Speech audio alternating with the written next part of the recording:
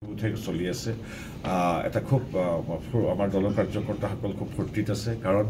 আজিলৈকে এনেধৰণৰ ৰিজাল্ট আমি পোৱা নাছিলোঁ আমাৰ সৰ্বশ্ৰেষ্ঠ ৰিজাল্ট আছিল 9 কিন্তু তাৰ বিপৰীতে এবাৰ 11 হ'ল তাৰ উপৰিও সকলোৱে জানে যে চৰকাৰখন গঠন কৰিবলৈ 126টা সমষ্টিৰ ভিতৰত 64টা সমষ্টিত জয়লাভ কৰিব লাগে তাৰ বিপৰীতে এবাৰ আমি 93টা সমষ্টিত জয়লাভ কৰিছোঁ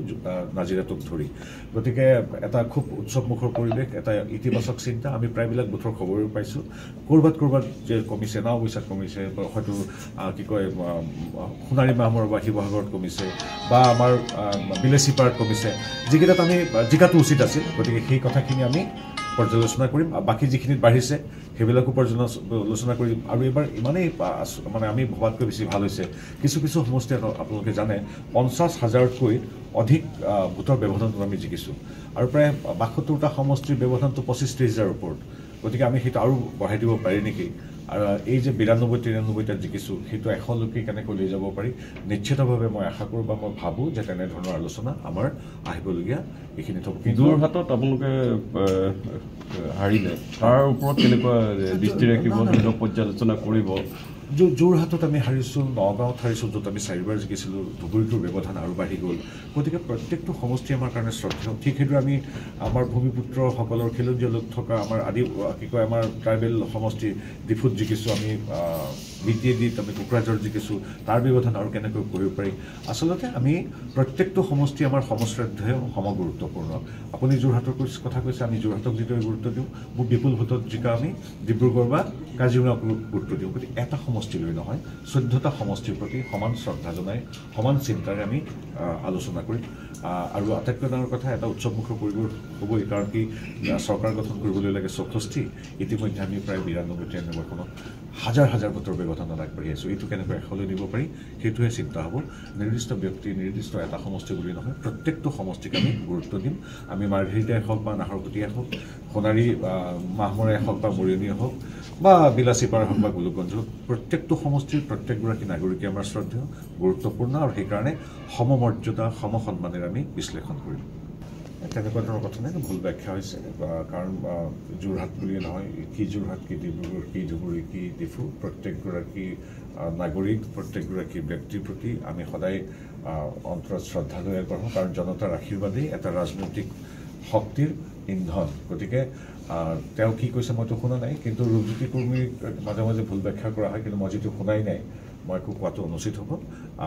এটাই কথা যে ভাৰতীয় জনতা পাৰ্টীয়ে জনতাক নৰৰূপী নাৰায়ণ বুলি গণ্য কৰে গতিকে তাত আৰু ভুল ব্যাখ্যা কোনোবাই কিবা ক'লে আপোনালোকে কিবা এটা সুধি দিয়ে যে পৰিপূৰক প্ৰশ্নত কিবা এটা হ'ল আচলতে কি কৈছে মানে সেইটো আচলতে মই শুনাও নাই আৰু কথাটো যিহেতু শুনা নাই আৰু তেনেধৰণৰ নেতিবাচক কথা যদি কৈছে কোনোবাই সেইটো যেহেতু চৰ্চা হোৱাই নাই মই আকৌ চৰ্চা কৰি পৰিৱেশটো বেয়া কৰিব নাপায় মানে যিহেতু মই শুনা নাই গতিকে মই ক'বলৈ অসুবিধা হৈছে দায়বদ্ধ জনপ্ৰতিনিধি নহয় মই যিহেতু শুনাই নাই এতিয়া আপোনাৰ ভাষ্যৰ ভিত্তিত মই যিকোনো ব্যক্তি জনপ্ৰতিনিধিয়ে হওক বা এগৰাকী আমাৰ বুথ পৰ্যায়ৰ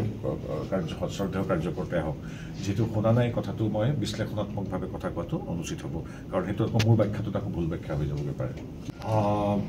সংবাদ মাধ্যমত আমি পাইছোঁ দেখিছোঁ বিভিন্ন ফুটেজো পাইছোঁ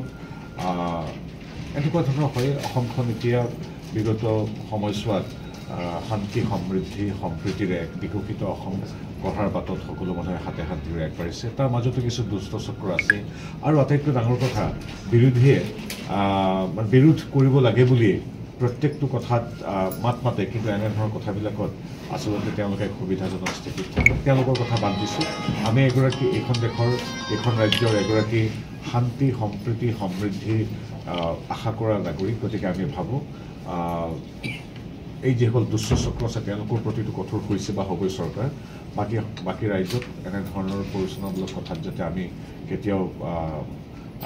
আমাক প্ৰভাৱিত কৰিব নোৱাৰে তাৰ বাবে সচেতন থাকিব লাগিব আৰু আমি নিশ্চিত আমি জানোৱেই যে ডক্টৰ হিমন্ত বিশ্ব শৰ্মা নেতৃত্বাধীন ৰাজ্য চৰকাৰে গৃহ বিভাগে এনেধৰণৰ কামবিলাক কঠোৰভাৱে দমন কৰে আৰু আমাৰ সমাজৰ কৰ্তব্য আছে আমাৰ প্ৰত্যেকগৰাকী নাগৰিকৰ কৰ্তব্য আছে যে আমি এইবিলাকক কেতিয়াও আশয় দিব নাপায় হঠাৎ ক'ৰবাত উৎসাহ লাভ কৰিছে নেকি তেখেতসকলে যাৰ কাৰণে এই ধৰণৰ নিৰ্বাচনৰ পাছতে এনেকুৱা ঘটনা আৰম্ভ হৈছে সেইটো আপোনালোকৰ সংবাদ মাধ্যম বিভিন্ন ৰাজনৈতিক বিশ্লেষক আৰু ৰাজনৈতিক ব্যক্তিসকলে কৈছে যে প্ৰথম কথা হ'ল কি কাৰণে কেনেকৈ কিয় উৎসাহ পাইছে বিৰোধীৰ দ্বাৰা বিৰোধীয়ে পৃষ্ঠপোষকতা কৰা কিছু লোক কিছু মৌলবাদী শক্তি কিয় উৎসাহিত হৈছে এইটো জনা নাযায় কাৰণ নিৰ্বাচনত 14খন আসনৰ ভিতৰত 11খন আসন বিজেপি পাইছে 93-94খন বিধানসভা আসনত আমি লিড লৈছোঁ কিন্তু নিৰ্দিষ্ট কিছু ঠাই আছে মই কোৱাটো অনুচিত হ'ব কিছুমান নিৰ্দিষ্ট ঠাই আছে যি ঠাইবিলাক UDF কংগ্ৰেছৰ মূল ঘাটি তেওঁলোকৰ মানুহ